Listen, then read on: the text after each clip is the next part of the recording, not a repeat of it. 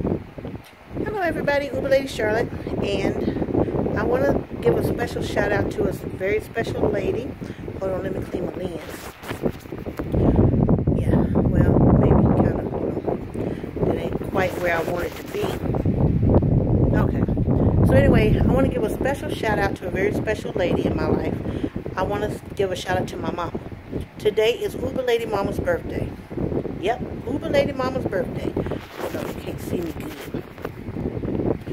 And I want to say happy birthday, Mom, and I love you. So what I'm going to do is I'm going to share a story of something that she did that made me very happy one day. And I remember exactly what it was. I was in second grade, and my class was having a party. And at that time, you know, you could bring candy to school, and you shared it with everybody. So we were having a party, and every child was charged with bringing something enough for everybody. So if you bought cupcakes, you had to bring cupcakes for everybody. If you bought potato chips, you had to buy enough for everybody. You know, that type of thing. Well, I lived in the country, and we didn't have any money. Okay, we didn't. Hold on, guys, see what that is. Hold on, okay, that's nothing. I have been attacked by spiders all day.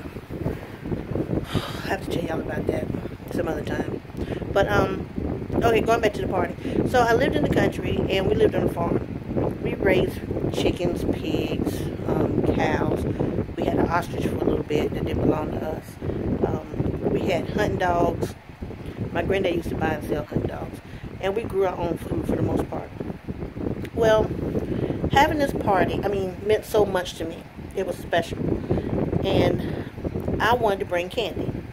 But my mom explained to me that she didn't have the money to buy enough candy for the whole class. And I was sad. Nor did we have any money to buy cake mix to make cupcakes. So I just was so sad. I didn't want to be embarrassed in class and, you know, not bringing anything, and everybody was going to bring something. Especially when the teacher said, if you don't bring anything, then you don't get anything.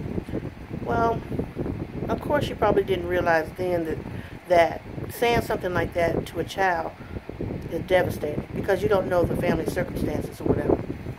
And our circumstances were quite grim. Well, I lived in a house.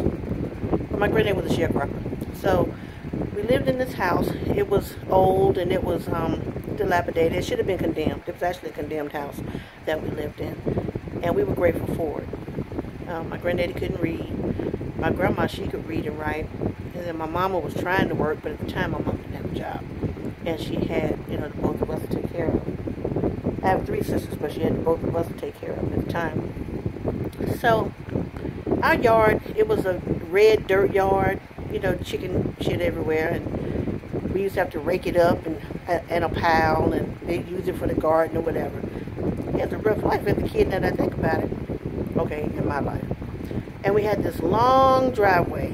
Seriously, that driveway when I was little looked to be a mile long, but it was probably, that driveway may have been a quarter of a mile long. It's one of them long, windy driveways with the red mud, the dirt, the fence to keep the cows in, and the mailbox at the very end of the road.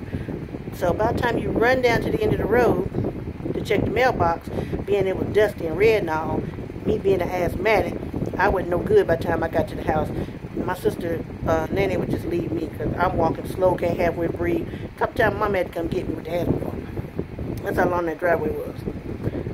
Then then after the driveway, there was a street, Hutchinson McDonald Road.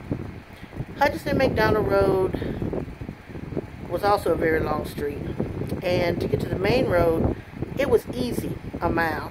No, I'm going to say half a mile. Easy a half a mile. Well, I got on the school bus, and I was sad. I was one of those children feeling get hurt easy. I'm a Libra. Feeling get hurt easy, and just didn't understand why my mama didn't have any money, and why she wasn't working, and, you know, we had all this land, and, you know, all that stuff. But I didn't understand that wasn't our land. I didn't understand any of that.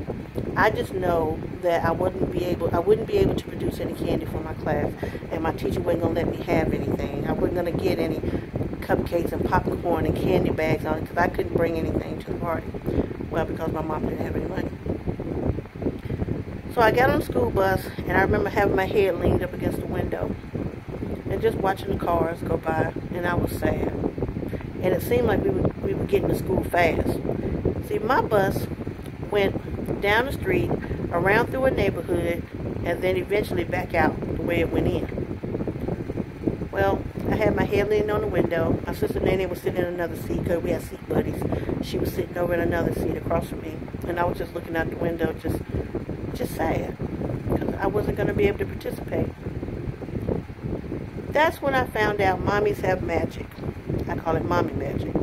That's where they make things happen out of thin air. You know they don't have a way to do something. You know they can't do what they, when they told you they couldn't do it, they couldn't do it. And sometimes you just know there is no way in the world we're going to be able to pull this off.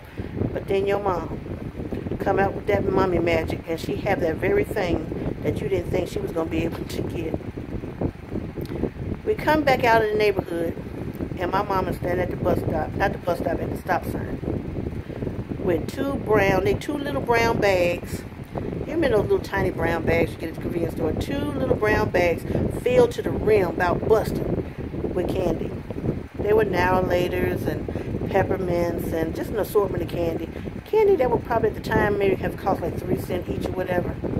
But I had 2 full bags she gave me. She got on the bus. I saw her whisper something to the driver. And I'm sitting up now, I'm looking.